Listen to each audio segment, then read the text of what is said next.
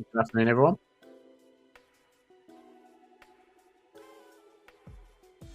I'm just giving my bucket a bit of a clean at the moment. Right, looking good. There we go. Hope you're all doing pretty well today.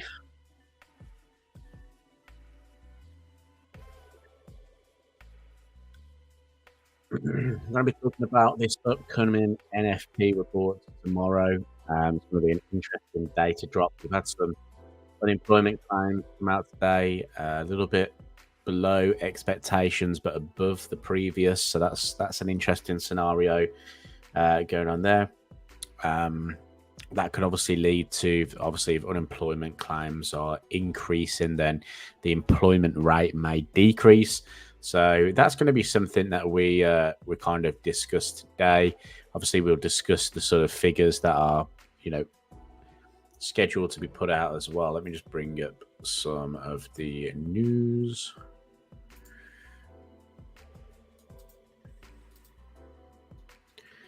Here we go. Where are we? We're here. We're on Thursday. We've just had initial jobless claims come in at 207k. Previous was 205k, so an increase there on the initial jobless claims. Consensus was 210, so came in under the consensus, which probably disappointed the markets ever so slightly. Obviously, the dollar has started to retreat off the back of that data anyway. If we just go to the hourly time frame, you can see we are starting to see price push a little bit lower here, potentially coming into this 106.50 area. Breach of 106.50 could see a bit of decent downside to come for the US dollar heading into that NFP data. Are we seeing a little bit of a pullback before the potential continuation up into the 108 handle? 108 is something we looked at in Tuesday's live stream as a potential for price to reach ahead of that data. Let me just pop us down here. So yeah, 108, definitely that level still of interest. It just depends if this is the turning point for the US dollar now. If we go into this weekly chart, you can see that we've come up into the zone. So the zone, or the opens and closes, so you can see this kind of wick here on this candlestick here that was on the 21st of November, the week of. You can see that we've come up into that area now, and we started to see a little bit of a rejection there. So will that follow through essentially, or will we start to see the US dollar turn over ever so slightly?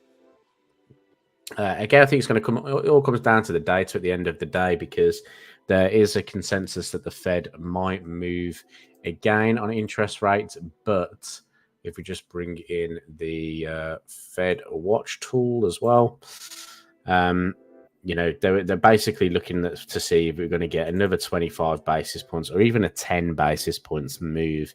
Consensus at the moment, market participants are leaning more towards that we're going to get a hold at the moment. I think if obviously we need to see the developments here. We've got obviously this NFP report, but you've got PPIs coming up as well as CPIs coming up as well. So there's going to be an interesting sort of build up there. If we do see any kind of better performing CPIs and PPIs, then that may lean towards the Fed hiking again. If we look at the dot plot chart, there was a little bit of a consensus to see a little bit higher. You can see here that the 5.5% rate, that red dot there, is where we're at now. So you can see just above that, we've got all those slight blue dots within there, and that's sort of why the consensus is suggesting there's a potential 10 basis points move to come. But I suppose that's a very small move considering how aggressive the Fed have been in the past.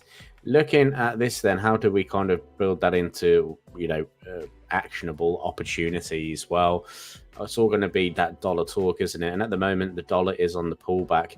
We are still technically within an upward trend, though. So that's my only concern here. I don't want to say, this is, the end for the dollar and the dollar's going to drive lower. I don't really see that happening at the moment. The Fed are still technically more hawkish than anything. Now, there is actually a speech coming out this afternoon. If we go back to the economic calendar, you can see it's here. Fed Mester's speech. Now, Fed Mester is usually a bit more hawkish. Obviously, we're past that point now. We're at 235. But he is usually a little bit more hawkish there. I wonder if there's anything that's come out surrounding that. So obviously, nothing has to sort of push the markets, essentially. But let me just see if there's any kind of... sorry, I said he. It's a she. Right, let me have a little look. So 2 days ago, she said one more rate hike may be needed this year. I'm trying to see if there's anything that's come out most recently, and I can't see anything. Let's just go to the news channels. No, not really seeing anything. Now, the reason why we had that sort of dollar drive recently was mainly down to the US bond yields. Now, if we just go take a look at the 10-year, it has also given back some of that move. Now, we did talk about the potential for price here, or bond yields, to be at least 5%, and that was mainly due to what was going on here on this monthly chart. If I just zoom out a little bit, you can see we have these highs back here. 2007 could have been the highs that the market went and targeted. We are seeing a little bit of a sort of pullback from that now. We reached a high of around about 4.87%, and we're starting to see the market kind of give back a little bit of those gains. So, you know, maybe we're starting to see a little bit of weakness coming in. Well, it'll be interesting to see, actually, if we don't hold above 1.5%, whether we come and revisit the sort of 4% highs here before seeing a sort of move back higher. That would be quite interesting, due to the fact that then we could probably see that 5% at a later date. Obviously, this is a monthly chart, so if we're going to see a pullback there, it could take a couple of months, could be a couple of months towards the end of the year that we do see a little bit of a sort of pullback. Let's just go take a look back at that dollar index. I just want to see how that kind of compares on the monthly chart with that. So you can see what we've been kind of discussing is the break above the 106 leading to a move towards 108. If we were to get a couple of months pullback, then maybe you could look at the 104.50, maybe even the 103s, to see if we get any kind of supporting areas there. On a daily chart, how would that look? It would almost be this level in here, wouldn't it? That would be a big sticking point for price. But I think, you know, looking at the sort of the bigger picture here, the dollar is still the dominant currency, isn't it? It's still very strong at the moment.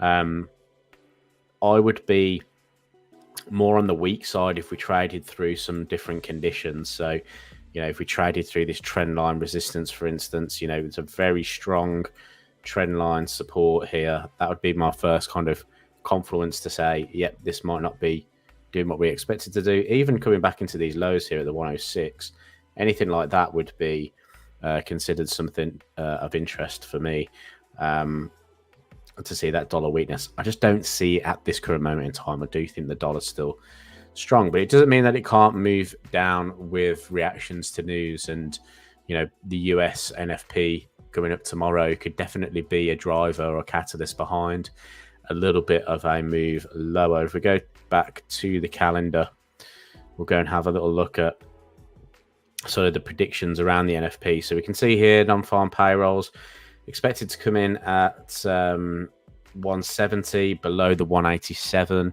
previous. So that's something to take note of. Forecast around 150. So between 150 and 170 is where we could expect the number to come in at. I think if we meet expectations, then I don't think it's going to be too much of a big move. If we miss, however, you know, that's going to be something to kind of take note of. I think the ADP non-farm change earlier in the week came out significantly lower. So if that's anything to go by, we've seen an increase in unemployment claims. So, you know, unemployment rate may increase. You can see that it's predicted to come in a little bit lower or the same, really. So the miss is more to the downside. But I think if that was to increase along with that sort of downside pressure of NFPs, average hourly earnings also could come in a little bit lower. Forecast suggesting a slight uptick there. But if we got the sort of trifecta there, that would be one thing that pushes the US dollar to the downside. On the other hand, if we miss higher, anything above 200 is usually considered pretty good in the US. So anything 200 plus, it would be seen as a bit of a positive. That will then start the questions again. What do the Fed do? Do they continue to leave rates as they are? Do we start seeing a little bit of a move? We've got a Fed Waller speech after the event as well. So that's going to be another interesting watch, because obviously that will include the sort of non-farm data. So very, very busy week coming, or very busy end to the week, really. Let's go see how the markets are shaping up. We are starting to see a little bit of a comeback in that US dollar. We did get, obviously, well, it was a suspected BOJ intervention this week. There's not actually been too much in terms of any confirmations of that from the last time I looked. But, you know, seeing that kind of volume coming in at the 150 level on dollar yen is a big sign of intervention. We are starting to come back a little bit here on the dollar. We're just kind of testing the sort of overnight lows there on the dollar index. We're starting to come back a little bit. That might be an area on euro dollar that finds a little bit of resistance at the moment in here at the 1.052. Basically, are we going to see dollar continuation, or are we going to see a little bit of a pullback? You can see here we've obviously been in a very long-term downward trend on euro dollar. So, you know, are we going to see that development continue? Bond yields obviously rising would put a little bit of pressure on euro as well, and euro dollar could be one to particularly suffer. I do feel like this is going to come to a point where, you know, how much further can we go? I think the last time we talked about euro dollar, we were looking at the volumes within this particular consolidation, which kind of kick off around about that 1.0367. There's also a little bit of a volume spike in here, but we've already breached those kind of larger volumes, so that's not as concerning. Obviously, lower volume areas can be a little bit of kind of like the edge of the ledge, as so we call it, right? So that area there has obviously acted as support. So the way I kind of look at this is, if we were to get that kind of breach to the downside here, the next point of interest will be the point of control. If we breach the point of control, the next point of interest would be that sort of value area low. Although value area lows, highs in these kind of scenarios aren't as powerful as sort of the daily value area low and whatnot. So, for instance, if I go down to our 15-minute time frame and just pop on the previous day situation, you can see that the value area high here is 1.0520, pretty much there. But we're pretty much coming into yesterday's highs and struggling to trade above that right now. A break above yesterday's highs, we're obviously probably going to make that move back to the upside. Here at the moment, a failure, a close back sort of within this area could see price try and come back towards the low of the range. Because we're on Thursday, the day before an NFP event as well, this may just be a very balanced day. We may just get a very range-bound day. Prices sort of struggle to make any kind of trended moves. Obviously, yesterday was a pretty good trending day. We came into lows again, rallied back to the upside. But, you know, these days can develop, especially ahead of sort of big news. So we may just see price stay within that range. So intraday traders may just be keeping your eye on sort of highs and range lows at the moment to see if you can try and get any kind of moves between those 2 points. Breach below that, obviously, like I said, will probably lead to a little bit further downside. You've got the value area low down through there. We've got quite a large volume spike down there as well. So we'll see a break above. Look at that level through there. About the 1.0560 could be a good point. You've got long-term trend line resistance as well as a point of control. You know, that to me is a you know, when we see confluences like that, you know, will price wait for the NFP data, head towards that level, may even get a little bit of a breach to the downside and do something like that perhaps. Right, here we got. So hi Justin, hope you're doing good. I'm good, thank you. Hope you're well too. Hi, Ryguy. I hope you are good. You're waiting for the NFP data to drop before trading. Yeah, that's a sensible decision, to be honest, especially in that sort of current market conditions that we're finding ourselves in, with the dollar giving a little bit back some of those gains. You know, is it a potential sort of pullback before the event? We have seen those in the past, haven't we, where we've seen the sort of dollar retrace into a heavy news event and then it's just continued to move higher. So that is lots of different scenarios ahead.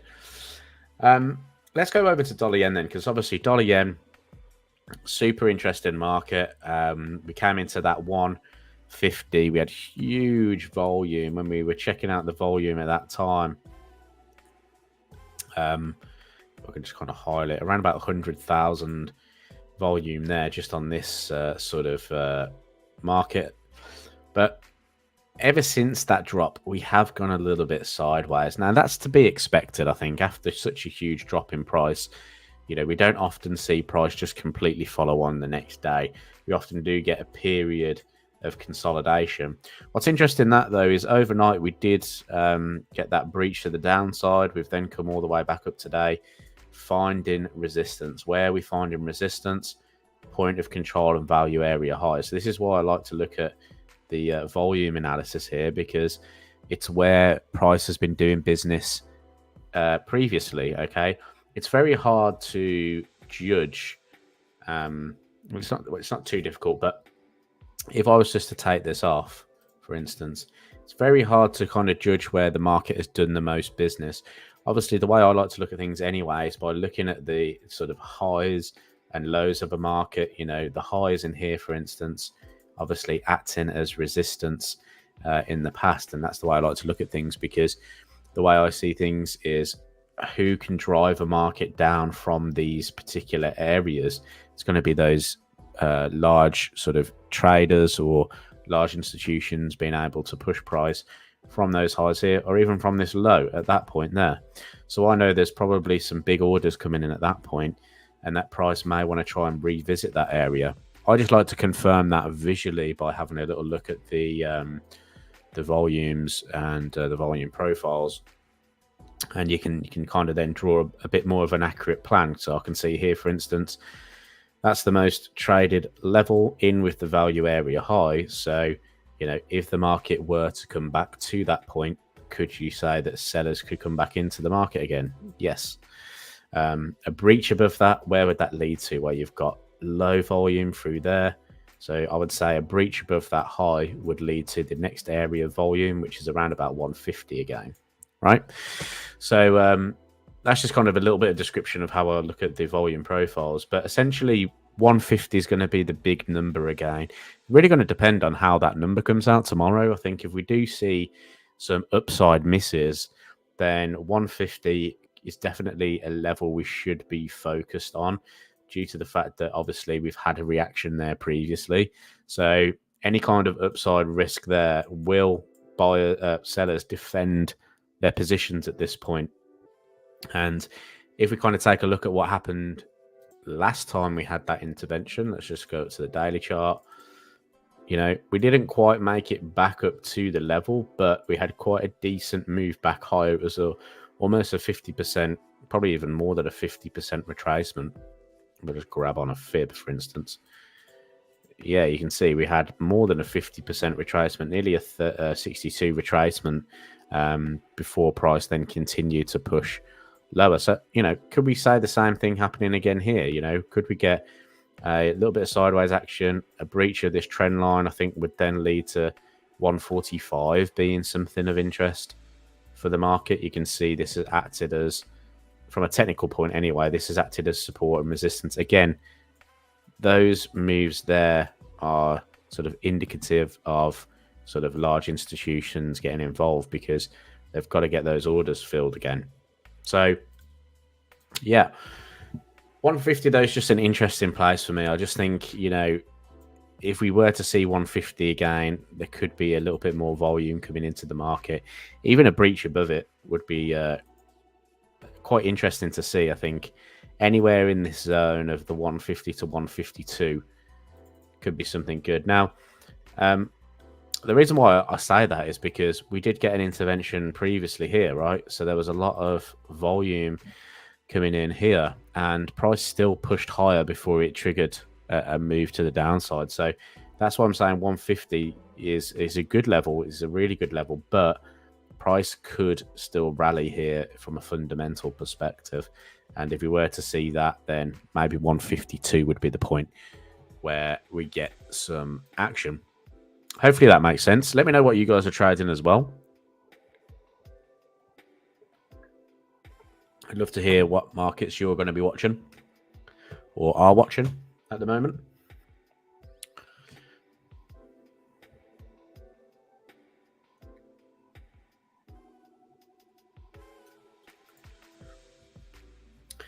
CAD yen was a market we were interested in the other day. We were talking about the potential for CAD yen to trade lower. It's been in our week ahead analysis video as well. Why do I like CAD yen lower? There was a couple of different reasons. Obviously, the dollar yen being at towards 150 was definitely a catalyst behind wanting to see, you know, a potential for CAD yen to drive lower.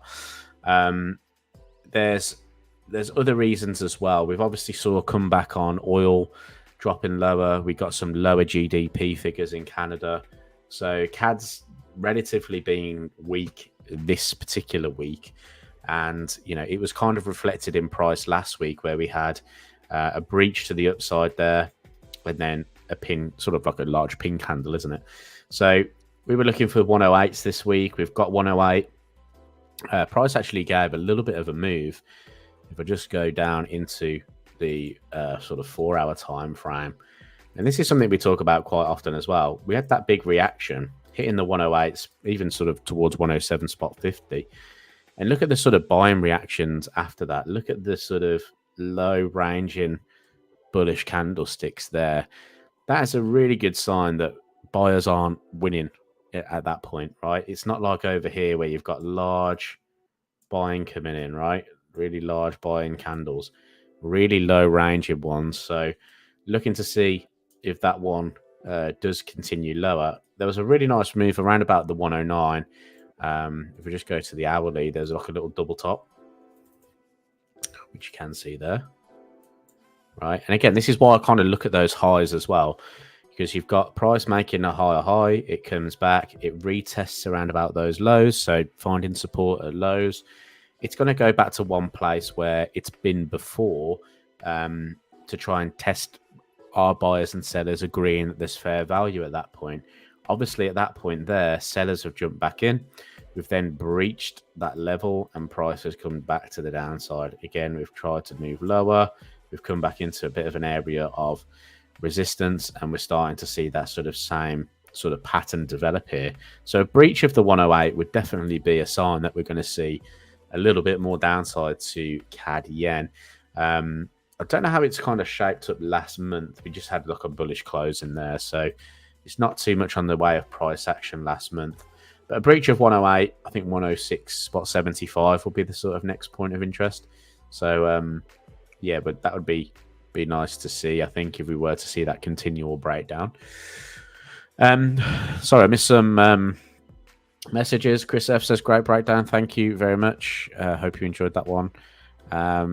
Right, I was watching Kiwi CAD, but I missed it. Okay, so let's go check out some of your charts of interest then. So you're watching Kiwi CAD, I'm assuming, for that long move. I've got this in a massive sort of bearish channel, and we were kind of flirting with the middle of that channel, weren't we? I feel like I recognize Kiwi CAD for some reason. I don't know whether on Tuesday someone suggested looking for a short here, and I said probably not. I can't really remember. Might have been from this high in here. But yeah, essentially Kiwi CAD has remained within this channel. We've had that consolidation, we've breached, move higher. Yeah, I guess you missed the long from here, right?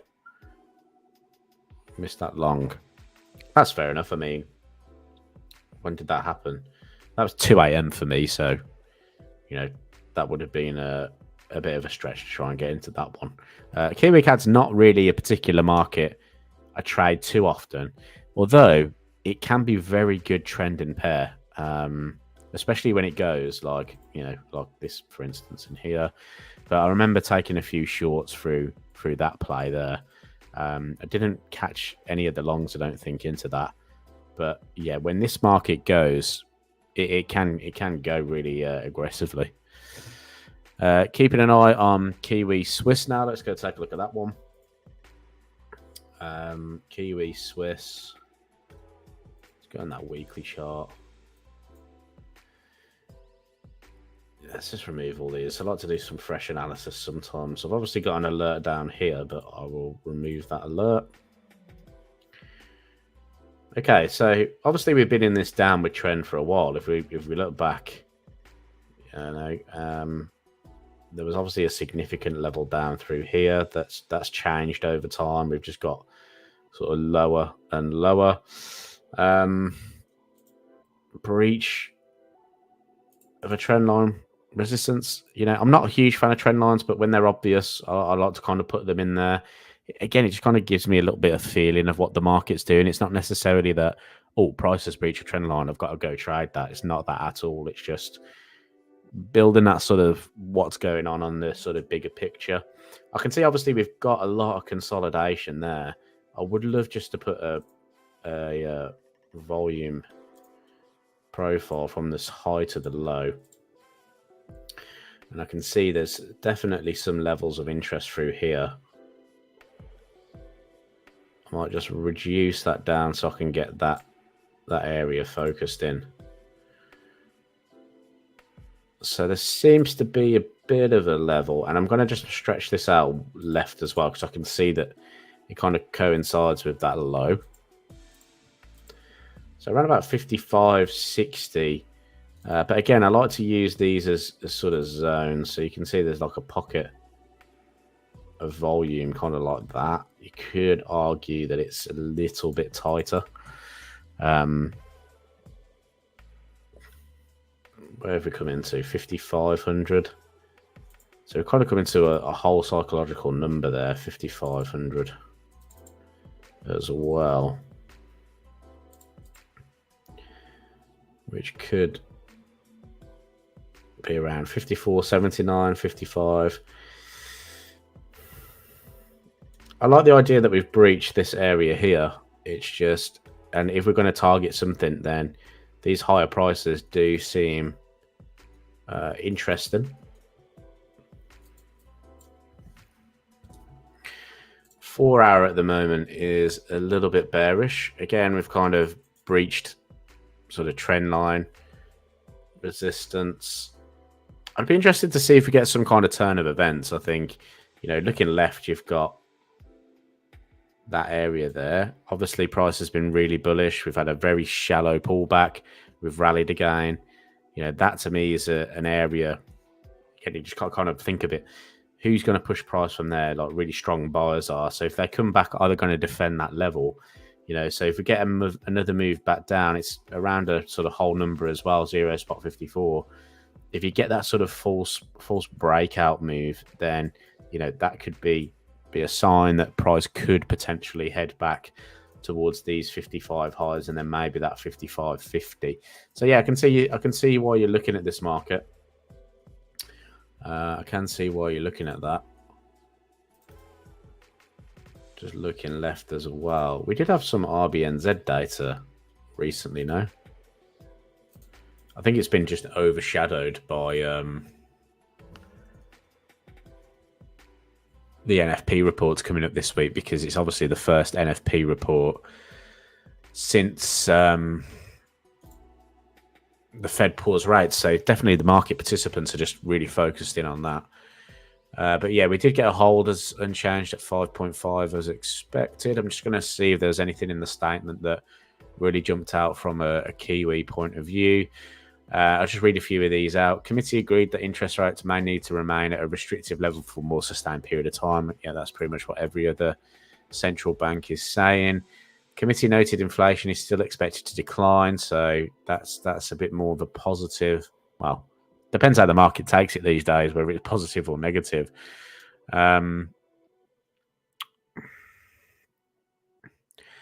Committee noted inflation is still expected to decline within the target band in the second half of 2024.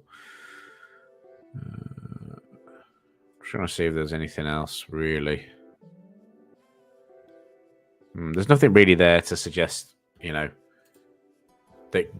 the RBNZ are going to keep rates.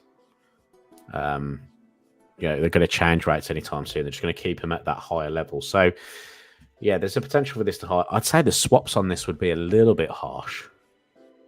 Obviously, the Swiss franc has got a lower, or the Swiss National Bank have got a lower interest rate at the moment, so you would be charged to hold that move on a swap basis. So that's the only sort of considerable downside to holding any kind of their Kiwi Swiss. Right, any others? Sorry, TMR says, any thoughts on Pound CAD, Euro CAD? Yeah, let's jump over to those. Justin, it was cool to see that CAD yen play out. Yeah, it was, wasn't it? Ragar, yeah, missed that long. And thank you for the analysis. No problem. Good afternoon, Vincent. I'm doing really well. Hope you are well too. Right, let's go jump over to those other charts then. I know you want to look at Pound Oz, so let's go to TMRs. We'll go Pound CAD, Euro CAD, and then we'll flip over to Pound Aussie. So Pound CAD, interesting market, obviously. Get rid of that short from there.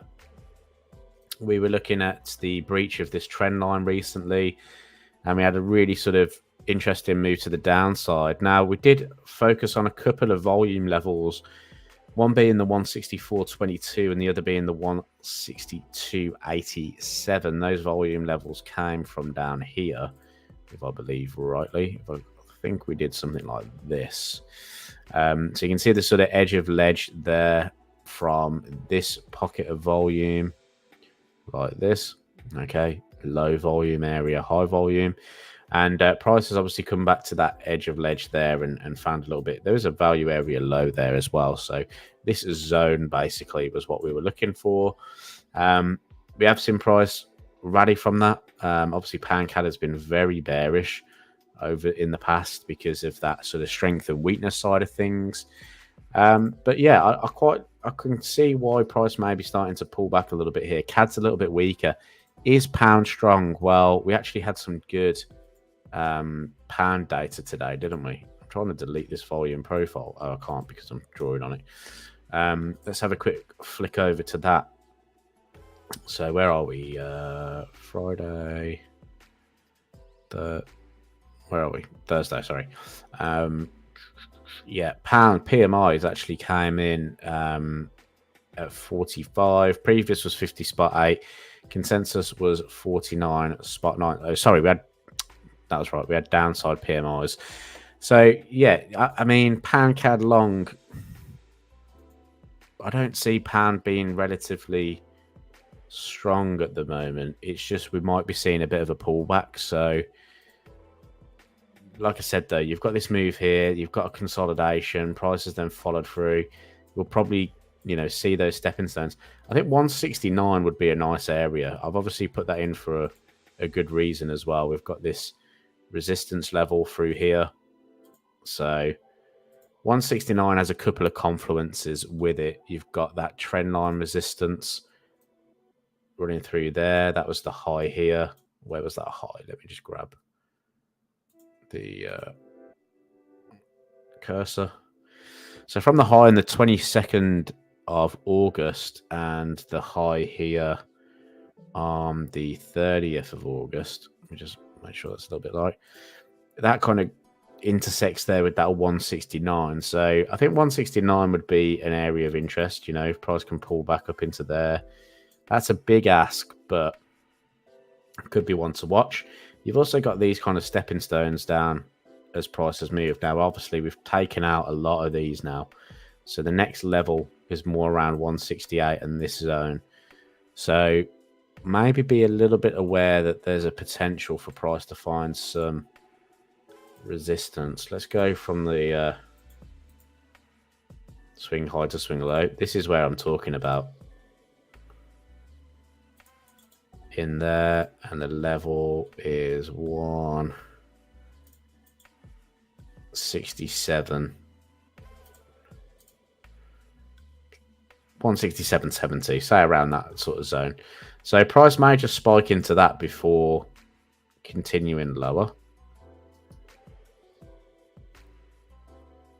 So, I mean, I don't know what your intention was with pound CAD, but a couple of levels just to note. Let's have a look at Euro CAD as well. No, it was Euro CAD we were talking about, wasn't it? I think we had a viewer looking to get short here, and I said, well, you've got like a move higher, you've got a consolidation. The likelihood is that we're probably going to trade higher here as well, because we were looking at that CAD weakness in the market. And yeah, that seemed to play out pretty well. I said the 145 as well would be a good little level to look out for. And yeah, it seems that we have sort of reached that now. I'll probably delete all that sort of information there. So yeah, I wouldn't really want to get long here anymore, but would I want to get short? Probably not either. I always look at a market and my first thought is, you know, why do I want to be involved in this? And I think we've always got to have sort of an outside bias in terms of, I don't just want to get short a market because, you know, for the sake of it. I want to look at it and say, well, why do I want to be involved in the euro? Why do I want to be involved in CAD? When oil was bullish, yeah, I wanted to be involved in CAD, but because we've had a little bit of a move lower, where is it? Here. Because we've had a little bit of a move lower, you know, don't necessarily want to be involved. If we do start finding support at 83 and we start seeing a bit of a pullback, then yeah, I want to be involved in CAD again. But at the moment, I'm not 100% on that. But so Euro CAD's a little bit of an interesting market. You've got Euros a little bit weaker at the moment, just overall. So yeah, I'm not too sure on that one. From a technical perspective, it looks great, doesn't it? You've broken out of the sort of range lows, although it looks like we've had a bit of a false breakout. So I would be saying something like that could be feasible, or, you know, continuation. But does that make me want to get involved there? Probably not. See you later, right, guy. Hope you have a great day. Yeah, so hopefully that's helped. Pound Aussie, we'll go check out Pound Aussie for Vincent. I know Pound Aussie is a little bit of a favorite. Let's get rid of these.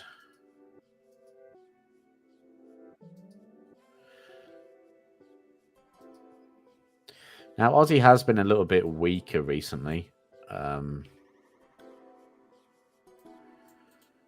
Yeah, we are into... Was that a volume zone we've pointed out at 192?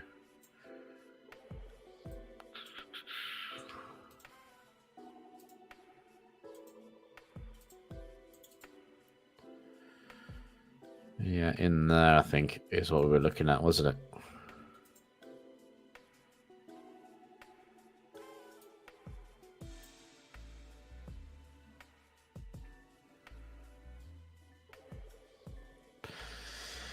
Again, kind of asking myself the question, you know, do I want to get involved with Pound Aussie? You know, what are the benefits of either buying or selling that? I think there's more weight to the downside on Pound.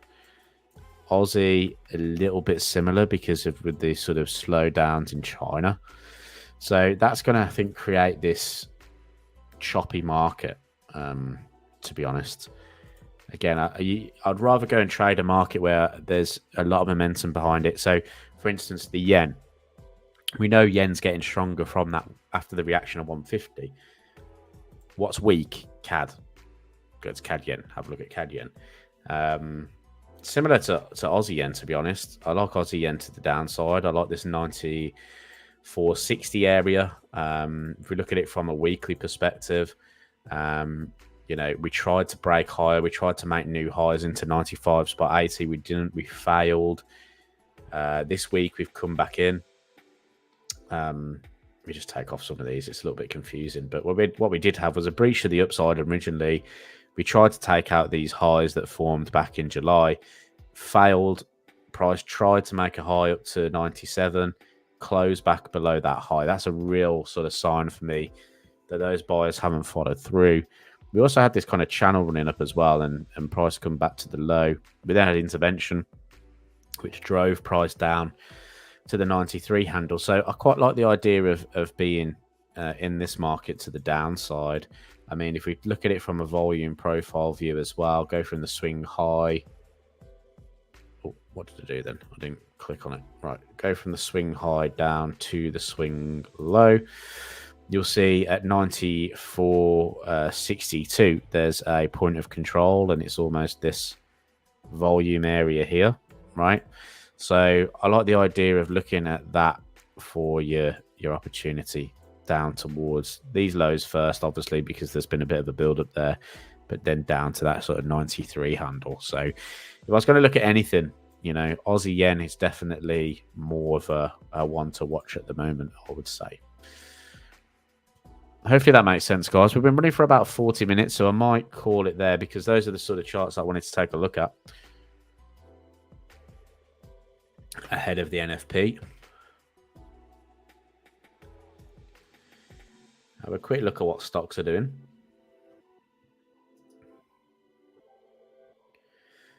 And another little run to the downside. We're approaching this big volume level that we pointed out previously. So it'll be interesting to see if we get there. 41.22 is... I'm going to put an alert on it. Not to necessarily do anything at, but just have that there. Okay then, guys.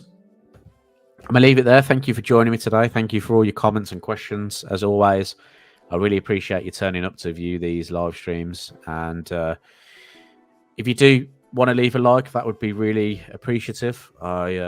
And I hope you have a great rest of your trading day. Good luck tomorrow, NFP day. Maybe want to sit on the sidelines and protect that capital. And yeah, I will speak to you. I'll speak to you very soon. Cheers, guys.